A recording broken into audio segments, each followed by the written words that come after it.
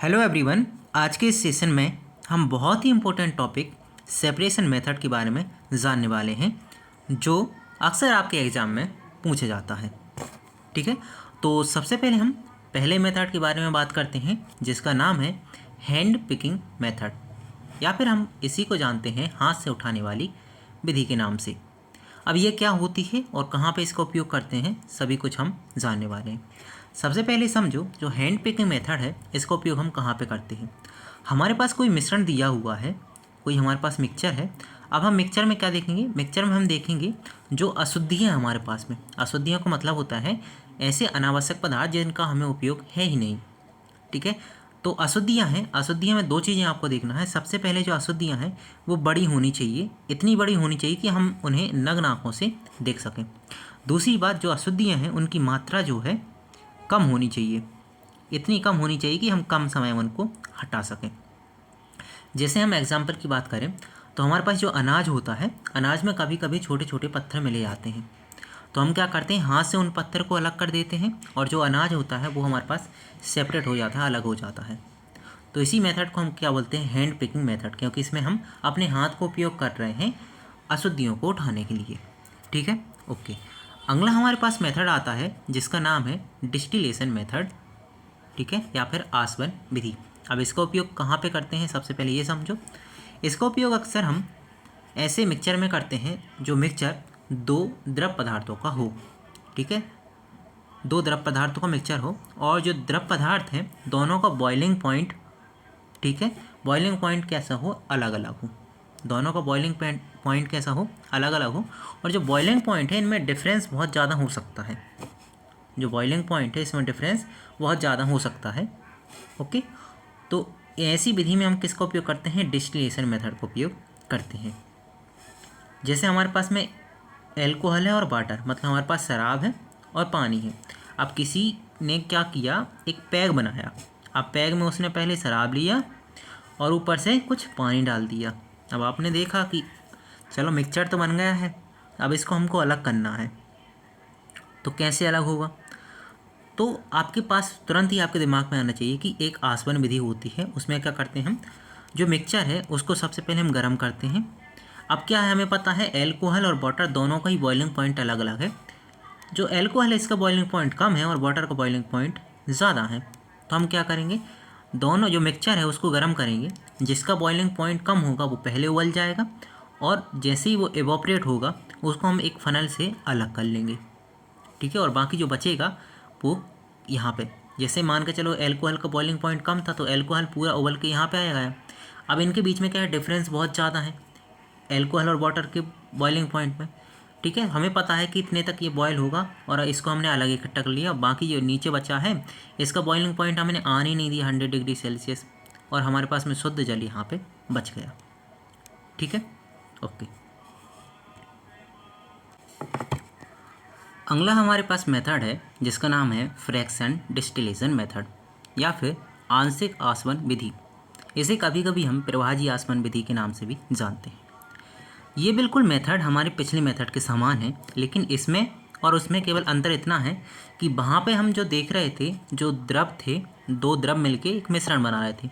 यहाँ पे भी हो सकता है दो द्रव मिलके मिश्रण बना रहे हो, लेकिन अंतर इनमें केवल इतना है कि वहाँ पे जो बॉइलिंग पॉइंट में डिफरेंस आ रहा था वो बहुत ज़्यादा था, लेकिन यहाँ पे हम देखेंगे जब हमारे पास दो द्रव पदार्थ हैं और इनके बॉइलिंग पॉइंट में 25 डिग्री सेल्सियस से कम का डिफरेंस हो।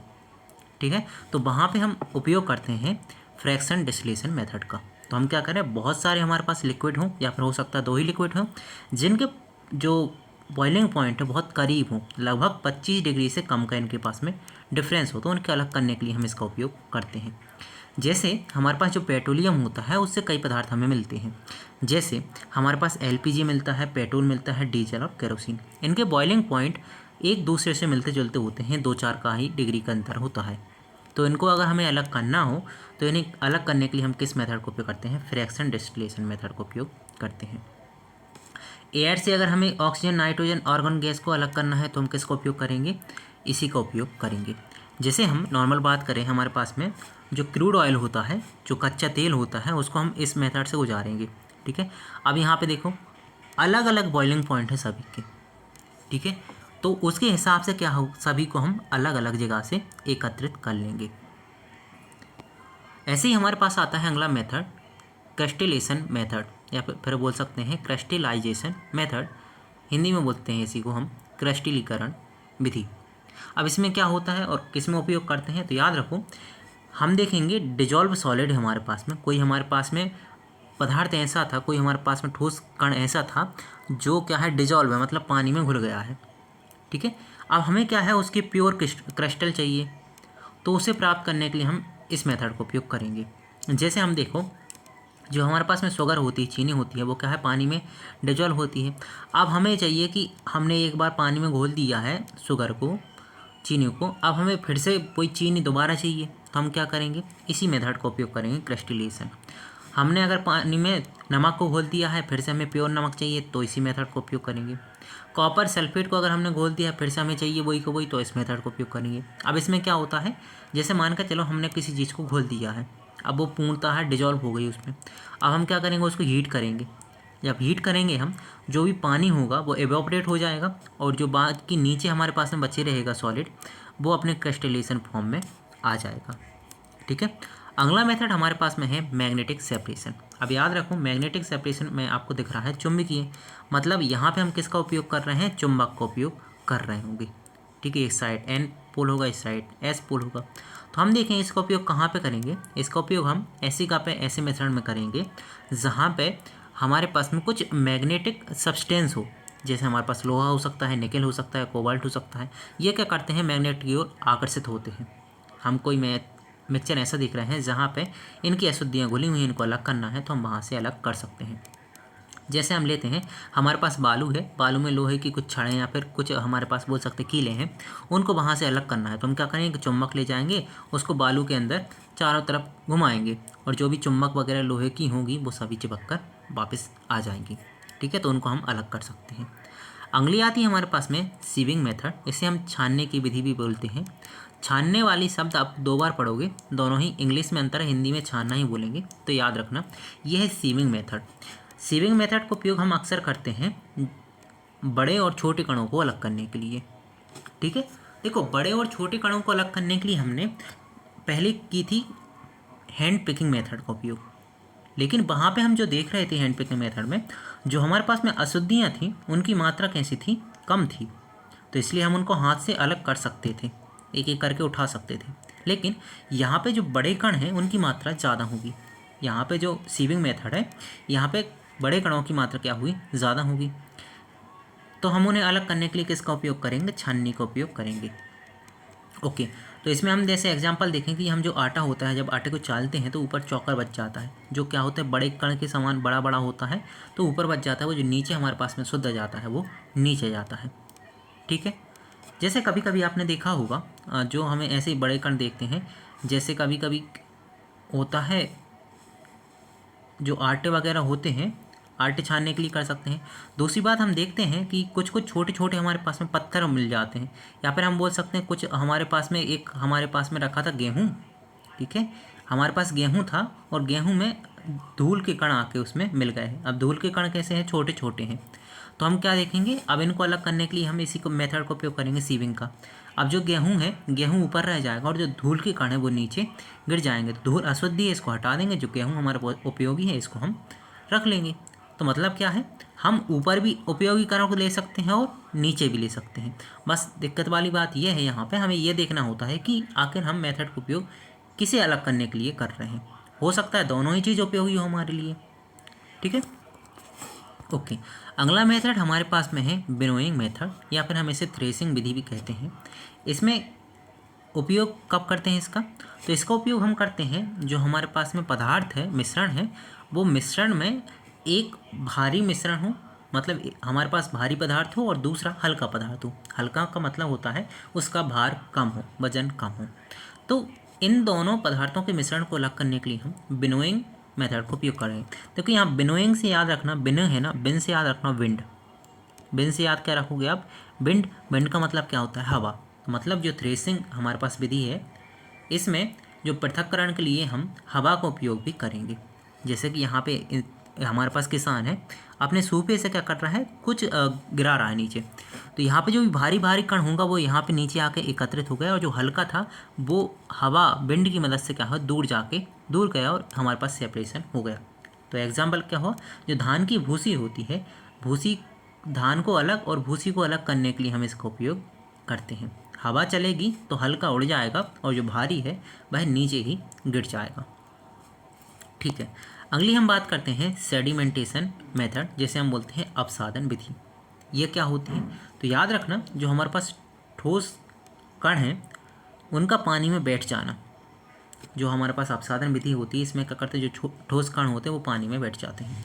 देखो, एक होती है हमारे पास अपसादन विधि और दूसरी होती है हमारे पास में निस्तारण विधि। ये दोनों ही मेथड हैं, एक दूसरे से मिलते हुए हैं, एक दूसरे के बिना संभव नहीं है। अब ये इनका उपयोग कहाँ पे करते हैं, जैसे मान के चलो हमारे पास में एक पानी था, ठीक है।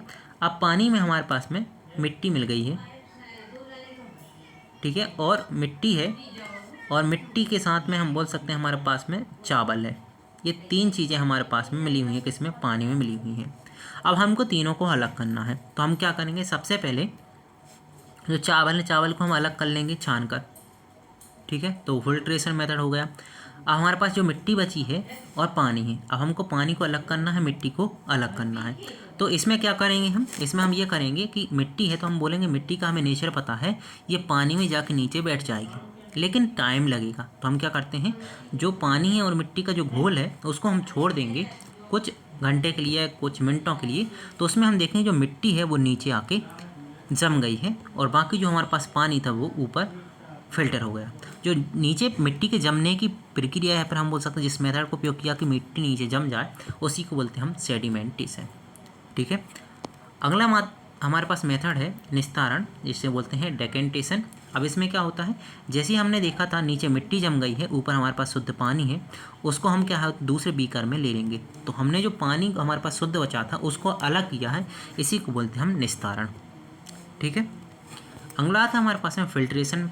देखो, इसे भी हम बोलते हैं छानना, और एक सीविंग मेथड था उसे भी बोल रहे थे छानना। इसमें और उसमें अंतर केवल इतना है कि वहाँ पे जो हमारे पास मिश्रण था वो ठोस था, और यहाँ पे जो मिश्रण होगा वो लिक्विड में होगा, ठीक है। तो हम बोल सकते हैं हमारे पास जो छोटे कण होंगे, ठोस के क्या होंगे, छोटे कण होंगे, जो लिक्विड से हमें अलग करने के लिए इस मेथड का उपयोग करेंगे। अब इसमें क्या करेंगे, इसमें हम करेंगे जैसे हमारे पास में रेत है और पानी है।